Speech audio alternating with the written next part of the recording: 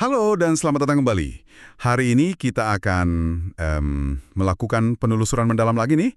Kali ini bab kedua dari buku yang fundamental banget di dunia investasi, The Intelligent Investor, karya Benjamin Graham. Betul. Fokus kita spesifik ya, soal hubungan yang seringkali rumit tapi krusial banget antara Anda sebagai investor dan fenomena ekonomi yang namanya inflasi. Selalu relevan ya inflasi ini. Iya kan? Nah, bahan kita tentu aja intisari dari bab itu, plus ada tambahan catatan dan komentar modern yang ada di edisi-edisi barunya. Jadi, misi kita kali ini apa? Kita coba pahami bareng-bareng ya. Kita mau coba pahami, gimana sih inflasi itu secara nyata bisa mengikis nilai investasi Anda pelan-pelan. Dan yang paling penting, gimana Anda bisa menyikapinya dengan cerdas, pakai pendekatan Graham yang udah teruji waktu, plus lihat juga instrumen-instrumen yang lebih baru. Tepat sekali. Penting nih buat kita garis bawahi dari awal, inflasi itu bukan cuma angka statistik atau berita sesaat di koran. Ini tuh kekuatan ekonomi mendasar. Kekuatan ya? Iya, yang secara perlahan tapi pasti itu mengurangi daya beli dari setiap rupiah atau dolar yang Anda investasikan.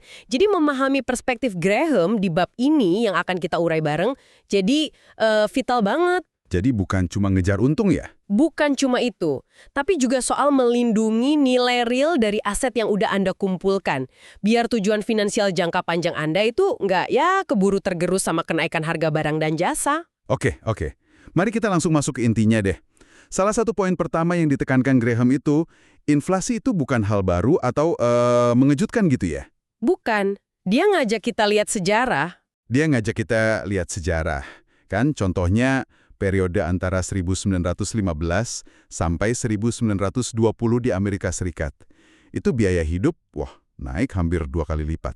Gila juga ya? Iya, itu pengingat keras banget bahwa inflasi bisa datang dalam gelombang yang, signifikan. Dan bukan cuma lonjakan sesaat yang dramatis gitu kan? Betul. Graham juga amati inflasi yang lebih persisten. Ya mungkin nggak sedramatis pasca Perang Dunia I itu sih.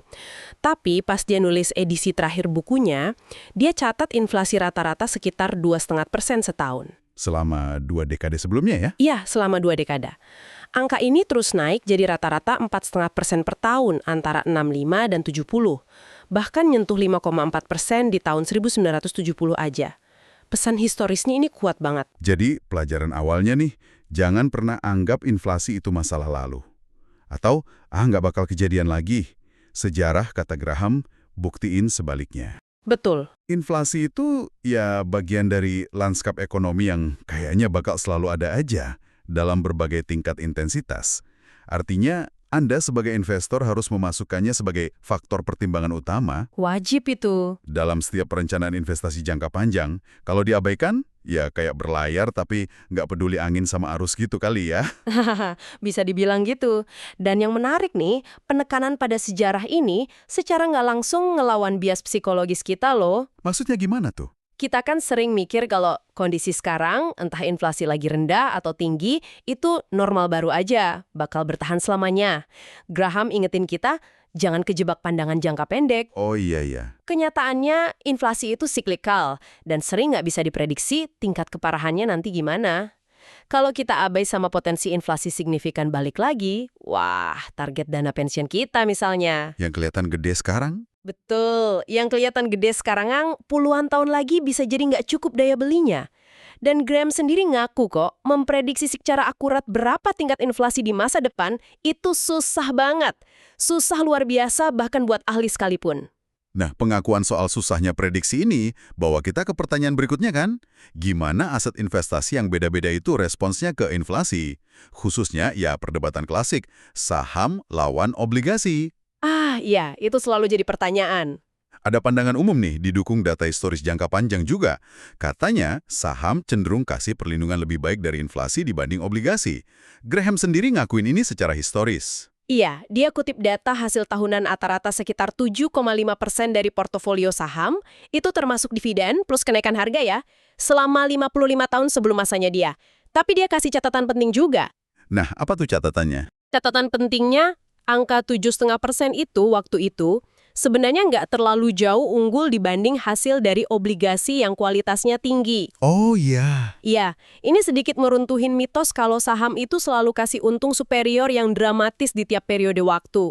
Bahkan di masa lalu, pentingnya lihat konteks historis di sini. Wah, ini bagian yang menurut saya mencerahkan banget dan mungkin agak lawan intuisi banyak orang ya. Pas ditanya, apakah saham pasti bakal terus unggul signifikan dari obligasi di masa depan, khususnya sebagai lindung nilai inflasi? Jawaban Graham ternyata cukup tegas, tidak. Tegas ya, tidak. Kenapa gitu? Bukannya secara teori perusahaan bisa naikin harga jualnya pas inflasi? Dan lewat harga produk atau jasa yang lebih tinggi, laba perusahaan secara nominal bisa ikut naik bareng inflasi. Nah, itu kan dasar pemikirannya. Iya, itu dasar pemikirannya kenapa saham dianggap pelindung nilai inflasi. Tapi Graham dengan realismenya yang khas itu nunjukin ada beberapa hambatan signifikan buat teori ini di dunia nyata. Oke. Apa aja tuh hambatannya? Graham soroti dua hal utama. Pertama, tekanan dari kenaikan upah. Oke. Kalau kenaikan upah karyawan lebih gede dari kenaikan produktivitas mereka, dan ini sering kejadian loh di periode inflasi tinggi karena tuntutan biaya hidup, nah margin untung perusahaan bisa kegerus meskipun pendapatannya naik. Laba realnya mungkin nggak tumbuh secepat inflasi. Iya juga ya. Terus yang kedua? Kedua, kebutuhan modal baru. Di masa inflasi, perusahaan seringkali perlu keluarin dana yang jauh lebih gede buat ganti aset lama atau buat ekspansi. Kenapa ya? Karena harga mesin, bangunan, inventaris, semua ikut naik. Biayanya bengkak ya? Betul, kebutuhan modal yang bengkak ini bisa neken tingkat pengembalian atas modal yang diinvestasikan, return on invested capital-nya. Bahkan kalau laba nominalnya naik. Akibatnya, kemampuan laba perusahaan buat benar-benar kompensasi dampak inflasi ke nilai investasi pemegang saham jadi terbatas. Jadi ada mekanisme internal perusahaan nih yang bisa menghambat kemampuannya mentransfer inflasi jadi keuntungan real buat investor. Tepat. Tapi ada faktor eksternal yang menurut Graham lebih penting lagi yang Anda singgung tadi, harga saham itu sendiri. Harga belinya ya? Betul. Kalau pasar secara kolektif udah antisipasi inflasi dan percaya banget saham itu obatnya, nah harga saham kemungkinan besar udah dinaikin, udah di-bid up ke tingkat yang tinggi. Jadi ekspektasinya udah masuk ke harga gitu? Udah tercermin dalam valuasi sahamnya. Kalau Anda beli saham pas harganya udah mahal begini, meskipun perusahaannya bagus, itu bakal ngurangin banget atau bahkan ngilangin potensi untung ekstra yang diharapkan bisa ngalahin inflasi. Wah, Anda mungkin cuma dapat pengembalian yang pas-pasan aja sama inflasi, atau malah di bawahnya, kalau harga beli Anda ketinggian. ini poin krusial banget ya. Jadi bukan sahamnya ansih yang jamin perlindungan, tapi kombinasi kinerja fundamental perusahaan plus harga wajar yang Anda bayar buat punya saham itu. Persis. Bayar harga premium cuma ngarep perlindungan inflasi otomatis itu, wah strategi berisiko ya menurut Graham. Wah, nilai intrinsik itu ngasih Anda bantalan. Bantalan ya. Termasuk bantalan terhadap kemungkinan kalau perlindungan inflasi dari saham nggak semulus yang diharapkan. Kalau kita kaitkan ke gambaran gede, pesan utamanya, jangan terlalu nyederhanain hubungan saham sama inflasi. Bukan hubungan satu-satu yang otomatis. Oke. Pemikiran Graham ini berharga banget ya sebagai fondasi.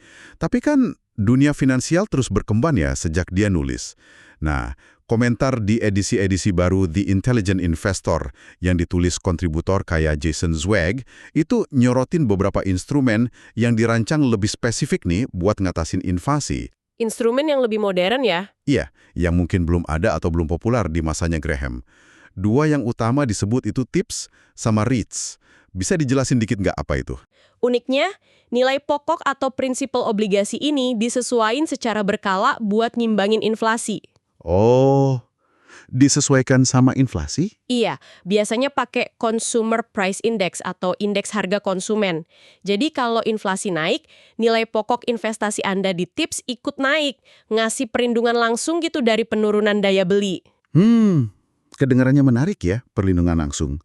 Kalau REITs, gimana? REITs itu singkatan dari Real Estate Investment Trusts. Ini pada dasarnya perusahaan yang punya, ngoperasiin atau membiayain properti yang ngasilin pendapatan. Kayak mall atau kantor gitu? Bisa mall, kantor, apartemen. Logikanya di sini, nilai properti real dan pendapatan sewa dari properti itu cenderung gerak seiring inflasi dalam jangka panjang. Masuk akal? Lewat reksadana REITs, biar diversifikasi, itu ngasih Anda exposure ke kelas aset ini tanpa perlu beli properti fisik langsung. Oke, kita dalemin dikit lagi deh. Buat tips nih, selain nilai pokoknya disesuaiin, apalagi yang perlu diperhatiin? Ada satu aspek pajak yang penting banget nih buat dipahami soal tips. Apalagi kalau Anda pegangnya di akun kena pajak, bukan akun pensiun yang pajaknya ditangguhin ya. Oke, gimana tuh? Kenaikan nilai pokok gara-gara penyesuaian inflasi itu dianggap mendapatkan kena pajak di tahun terjadinya penyesuaian. Padahal Anda belum terima uang tunai dari kenaikan pokok itu dan belum jual obligasinya juga. Oh, jadi kena pajak padahal uangnya belum di tangan ya? Betul, ini sering disebut phantom income atau pendapatan bayangan. Anda harus bayar pajak atas pendapatan yang belum beneran masuk kantong. Ini perlu diperhitungin buat arus kas Anda. Kalau mau detailnya, situs kayak Treasury Direct di AS bisa jadi sumber info bagus. Itu poin penting soal pajak. Nah, kalau REITs gimana? Ada pertimbangan khusus? Dengan REITs, kaitan sama inflasi emang cukup logis ya, tapi ya nggak selalu sempurna atau instan juga sih. Pasar properti kan punya siklusnya sendiri. Iya juga. Tapi secara historis, properti komersial kayak pusat belanja, gedung kantor, apartemen, itu nunjukin korelasi positif sama inflasi dalam jangka panjang. Cara paling gampang investasinya ya lewat reksadana REITs atau ETF REITs. Biar langsung diversifikasi ya? Ya, langsung diverifikasi ke banyak jenis properti dan lokasi. Tapi perlu diingat juga, kalau Anda udah punya rumah sendiri, sebenarnya Anda udah punya exposure yang lumayan signifikan loh ke pasar real estate. Oh iya, benar juga. Jadi, nambah terlalu banyak REITs mungkin malah ngurangin diversifikasi portofolio Anda secara keseluruhan. Kalau mau cari info, asosiasi industri REITs kayak NAREIT di AS, atau penyedia reksadana besar biasanya banyak info kok. Jadi intinya, baik tips maupun REITs ini nawarin mekanisme perlindungan inflasi yang lebih langsung ya dibanding saham pada umumnya. Meskipun masing-masing punya plus minusnya sendiri. Betul sekali. Kaitan tips sama CPI itu eksplisit dan dijamin pemerintah. Kalau obligasi pemerintah Asia, kaitan REITs sama inflasi lewat nilai properti dan sewa juga cukup kuat secara fundamental walau kinerjanya bisa dipengaruhi faktor pasar properti lain. Beda sama saham biasa ya. Beda. Kalau saham biasa kan kemampuan lindung nilainya tergantung banget sama pricing power perusahaan, efisiensi operasional, dan terutama harga beli awal Anda. Nah, instrumen kayak tips dan REITs ini bisa jadi pelengkap yang berguna di portofolio, tergantung profil resiko dan tujuan Anda. Oke deh. Setelah kita jelajahi perspektif historis Graham dan lihat instrumen modern, mari kita coba rangkum ya pelajaran intinya. Jadi, apa artinya semua ini buat Anda sebagai investor cerdas yang ya mau nggak mau berhadapan sama inflasi? Pertama, dan ini mungkin yang paling fundamental, terima aja kalau inflasi itu bagian dari realitas ekonomi jangka panjang. Jangan diabaikan dalam perencanaan Anda. Jadi, rencanakan untuk menghadapinya ya, bukan berharap dia hilang. Betul, rencanakan untuk menghadapinya. Kedua, soal saham. Saham itu punya potensi jadi pelindung nilai inflasi jangka panjang, tapi ini bukan jaminan otomatis.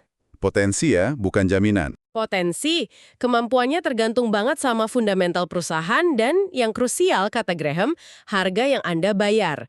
Jangan pernah bayar kemahalan buat saham cuma karena ngarep dia bakal ngelindungin dari inflasi. Valuasi tetap kunci utama. Oke, terus yang ketiga? Ketiga, manfaatin perkembangan instrumen finansial. Pertimbangan alat modern kayak tips atau REITs kalau memang cocok sama profil risiko, horizon waktu, dan komposisi portofolio Anda secara keseluruhan. Bisa nambah diversifikasi ya? Bisa nambah lapisan diversifikasi dan ketahanan dalam strategi Anda. Tentu aja riset dulu yang dalam sebelum masukinnya. Dan jangan lupakan sisi psikologisnya ya, yang selalu jadi perhatian utama Graham kan? Nah, itu dia. Inflasi tinggi atau bahkan cuma takut inflasi tinggi, itu bisa memicu reaksi emosional yang rusak keputusan investasi kita. Nah, ingat, kita mungkin tergoda jual aset bagus pas pasar panik, atau sebaliknya, ngejar aset spekulatif yang dianggap anti-inflasi, padahal valuasinya udah nggak masuk akal. Betul. Graham selalu ingatin kita buat nggak bereaksi berlebihan sama berita jangka pendek atau pengalaman terbaru, kan? Iya, ingat contoh John J. Ascop yang dikutip di pendahuluan buku, yang pas puncak optimisme pasar 1929 ngeramal semua orang bisa kaya cuma dengan investasi rutin di saham bagus. Iya, ingat. Realitanya beda jauh ya. Beda jauh, optimisme berlebihan sama bahayanya kayak pesimisme berlebihan. Kuncinya itu realisme. Realisme dan analisis yang menyeluruh. Ini balik lagi ke mantranya Graham, thorough analysis. Tepat, strategi investasi Anda harus didasarin penilaian cermat atas fakta dan nilai intrinsik, bukan harapan kosong atau ketakutan sesaat gara-gara berita inflasi. Disinilah prinsip margin keamanan jadi relevan banget. Ya, mari kita sentuh dikit soal itu. Prinsip margin keamanan atau margin of safety intinya kan beli aset investasi dengan harga yang secara signifikan lebih rendah dari perkiraan nilai wajarnya. Jauh di bawah nilai wajarnya ya. Iya. Kenapa? Biar ada bantalan atau ruang buat salah. Kalau analisis Anda sedikit keliru atau kalau kondisi ekonomi memburuk, termasuk inflasi lebih tinggi dari perkiraan, Anda punya perlindungan dari kerugian besar. Ini pendekatan defensif yang fundamental di filosofi Graham. Jadi ngadepin inflasi bukan cuma soal milih aset anti-inflasi aja ya? Bukan cuma itu, tapi juga bangun portofolio dengan fondasi keamanan yang kuat. Oke, terima kasih sudah menyimak penelusuran mendalam kita soal bab 2 The Intelligent Investor dan relevansinya buat ngadepin inflasi ini. Kami harap diskusi ini bantu Anda mempertajam pemahaman dan jadi investor yang lebih terinformasi, rasional, dan ya akhirnya lebih cerdas. Nah, sebagai penutup nih, mungkin ada satu pertanyaan yang menarik buat Anda renungkan lebih lanjut. Ini memunculkan pertanyaan penting dari semua yang udah kita diskusikan. Apa tuh pertanyaannya? Mengingat betapa sulitnya memprediksi tingkat inflasi di masa depan secara akurat, dan ngingat gimana efektivitas saham sebagai lindung nilai itu tergantung banget sama harga belinya, yang susah diprediksi kapan bakal murah.